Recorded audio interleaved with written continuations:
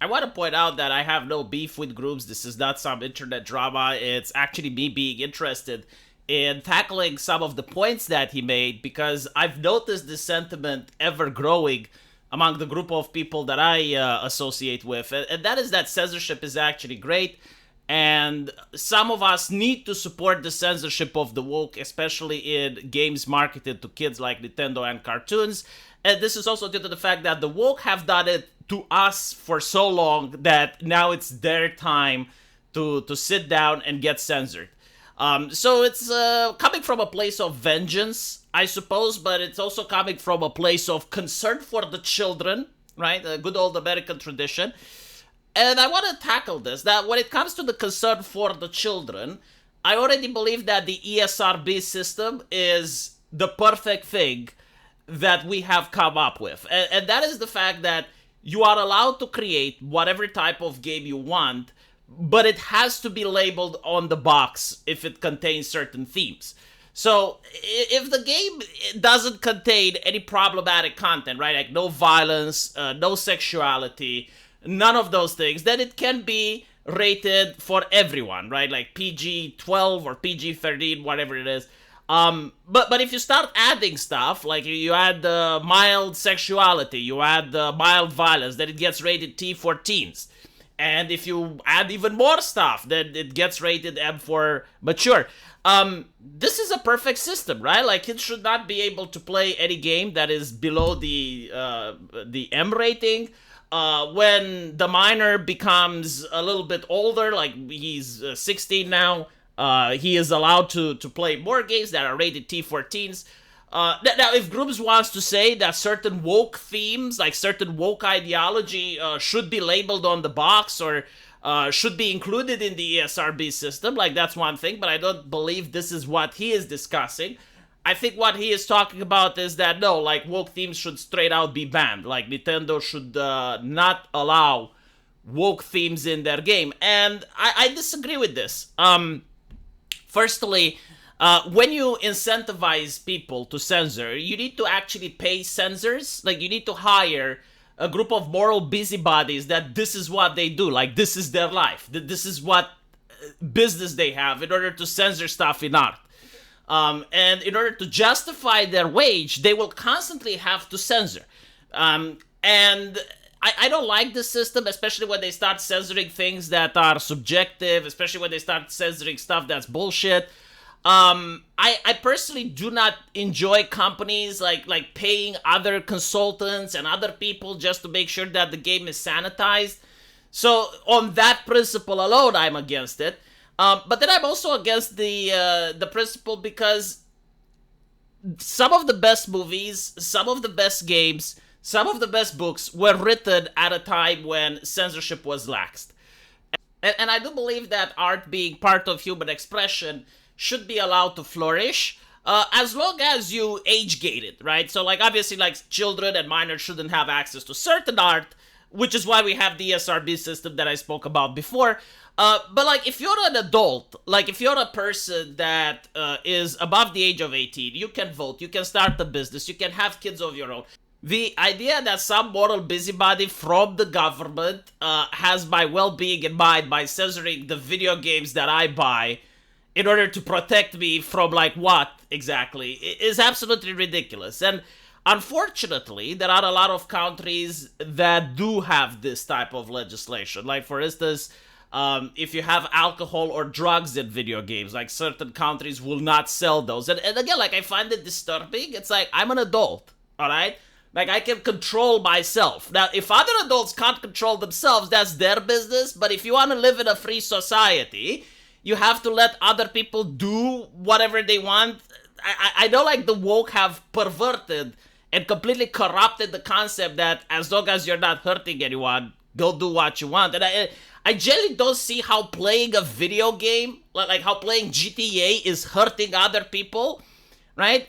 But again, like the idea is like, no, we need to have a council. We need to have like a group of intellectuals that decide which themes are appropriate and which ones aren't, because other people can't decide from themselves, right? And of course, the council is some of the most moral people in society, I assume, right? Like, you can't have someone immoral that does immoral stuff beside the censorship. And it's absurd. I don't like it. I personally think that, again, like, as long as you have the ESRB system in place and you have the current legislation in place, I don't think more censorship is required.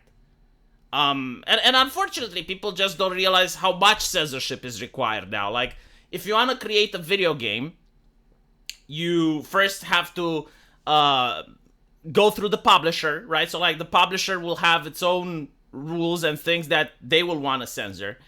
Then you have to go through the law of the country. Again, like, certain countries, for instance, don't like alcohol or tobacco featured in the video game. Then you have to go through the platform that you're disseminating the game. So, for instance, Steam. And if you want to publish it on more, like, you want to publish it on GOG as well, you got to go through their censorship too. And then you also have to look at the market. Like, some people may find your game to be problematic, and they may boycott, and they may pressure you through other means to censor. It's like, censorship is coming from every single direction. It's like, if you want to create something, if you want to make, a work of fiction and publish it for the market, it's very difficult.